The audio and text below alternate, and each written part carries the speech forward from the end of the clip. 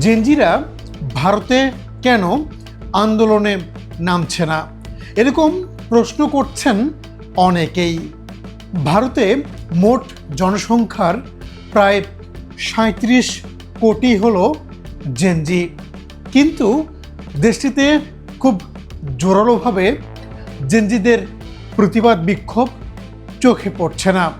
আর তাই অনেকেই কিন্তু প্রশ্ন তুলছেন যে বাংলাদেশে যখন জেনজিরা বিক্ষোভ করছে, নেপালে যখন বিক্ষোভ হচ্ছে জেনজিদের নেতৃত্বে, তাহলে ভারতে কেন তারা বিক্ষোভে নামছে না?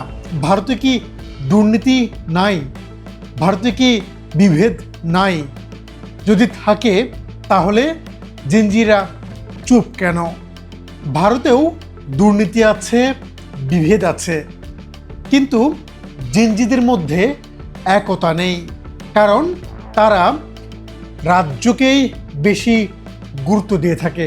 আর যার কারণে কিন্তু কেন্দ্রীয় যে সরকার, সেই সরকারের বিরুদ্ধে খুব জোরালো আন্দোলন লক্ষ্য করা যায় না। জেনজিরা ভয় পায় বলা যায়। তারা ভয় পায় তাদেরকে দেশ বিরোধী আখ্যা দিয়ে গ্রেপ্তার করা হতে পারে, সেই ভয়। ভারতে জেনজিদের মধ্যে যে বিভেদটা আছে তা হলো শহরের বা শহর কেন্দ্রিক যারা, তাদের এক ধরনের চিন্তা ভাবনা, আবার যারা রাজ্যকেন্দ্রিক বা গ্রাম অঞ্চল বা উপজেলা পর্যায়ে আমরা যদি বলি সেই কেন্দ্রিক, তাদের চিন্তাধারা আর এক রকম। ভারতে আপনারা জানেন যে বিভিন্ন রাজ্য এবং কেন্দ্রশাসিত অঞ্চল রয়েছে, যার কারণে কিন্তু রাজ্যকেই তারা বেশি গুরুত্ব দেয়। সেখানে বিভিন্ন রাজ্যে বিভিন্ন দলের সরকার ক্ষমতায় রয়েছে, ফলে ঠিক একদিকে ফোকাস দেয়া তাদের পক্ষে সম্ভব হয় না। যার ফলে তারা কিন্তু রাজ্যের দুর্নীতি নিয়েই আন্দোলনের নামে, রাজ্যের ধর্ষণকাণ্ড নিয়ে তারা আন্দোলনের নামে, রাজ্যের বিভেদ নিয়ে তারা আন্দোলনের নামে। আপনারা দেখেছেন যে ভারতে কলকাতায় বা পশ্চিমবঙ্গে এক ধরনের আন্দোলন হয়, আসামে এক ধরনের আন্দোলন হয়, বিহারে এক ধরন হচ্ছে, সম্প্রতি লাদাখে কিন্তু আমরা আন্দোলন দেখলাম, এবং সেই আন্দোলনে কিন্তু নেতৃত্ব দিয়েছিল জেনজিরাই, যদিও সে আন্দোলন বলা যায় ব্যর্থ হয়েছে। 2019 সালের যে সিএ আন্দোলন, সেই আন্দোলনে কিন্তু নেতৃত্ব দিয়েছিল জেনজিরাও, কিন্তু সে সময় তাদের যে নেতা ছিলেন তাকে কিন্তু গ্রেপ্তার করেছিল তৎকালীন সরকার। বলা যায় যে ভারতেও জেনজিরা রয়েছে, তারা কেন্দ্রীয় সরকারের বিরুদ্ধে না গিয়ে মূলত তাদের যে রাজ্য সরকার আছে সেই সরকারের বিরুদ্ধেই আন্দোলন করে, কারণ তাদের কাছে আগে রাজ্য বড়, তারপর দেশ।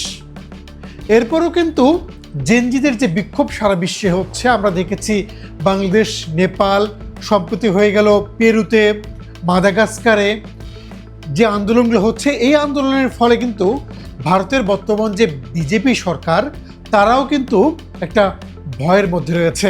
আপনারা জানেন যে কংগ্রেস নেতা রাহুল গান্ধী, তিনি কিন্তু বলেছেন যে ভারতের যে দুর্নীতি হচ্ছে, ভোট চুরি হচ্ছে, এই সব কিছুর মোকাবেলা করবে বা প্রতিরোধ করবে জেনজিরা, যার কারণে কিন্তু বিজেপি সরকারও পদক্ষেপ নিয়েই রাখছে। তারা এমন এমন বিষয় জরিপ করছে যে বিষয়গুলোতে জেনজিরা প্রতিবাদ মুখর হতে পারে, এবং সেগুলোর কার্যকর পদক্ষেপ তারা কিন্তু নেয়ার ব্যবস্থা করছে। সম্প্রতি একটি খবর বেরিয়েছে যে দিল্লির পুলিশ প্রধান, তিনি তার বাহিনীকে প্রস্তুত থাকতে বলেছেন যে কোনো বিক্ষোভ মোকাবেলায়। তার মধ্যে ভয় ঢুকেছে যে দিল্লিতেও হয়তো সরকার বিরোধী বিক্ষোভ করতে পারে জেনজিরা। যদিও ভারতের জেনজিরা, প্রথম যেটা বলছিলাম যে তারা ভয় পায়, দেশ বিরোধী যে তকমা ভারতে দেয়া শুরু হয়েছে সেই তকমার ভয় পায় তারা, কারণ তারা জানে যে তারা যদি আন্দোলনে যায় তাহলে তাদেরকে হয়তো দেশ থেকে বের করে দেওয়া হবে, নয়তো দেশ বিরোধী আখ্যা দিয়ে তাদেরকে জেলে ভরা হবে। কারণ ভারতের যে গণমাধ্যম রয়েছে তার বেশিরভাগ কিন্তু বর্তমান সরকারের নিয়ন্ত্রণাধীন, এবং তাদেরই মদতপুষ্ট যারা ব্যবসায়ী তাদের মালিকানাধীন, যার ফলেই সেই মিডিয়াগুলোও কিন্তু যারা আন্দোলনের নামে তাদের বিরুদ্ধে কিন্তু সবসময় খবর প্রচার করে, যা আমরা কিন্তু পাঞ্জাব এবং হরিয়ানার যে কৃষক আন্দোলন সে আন্দোলনেও লক্ষ্য করেছি। সেহেতু বলা যায় যে ভারতের যে জেনজি তারা অবশ্যই প্রতিবাদ করে, কিন্তু কেন্দ্রীয় সরকার নয়, তাদের নিজ নিজ রাজ্যের সরকারের বিরুদ্ধে কিন্তু তারা আন্দোলন বা প্রতিবাদ করে আসছে।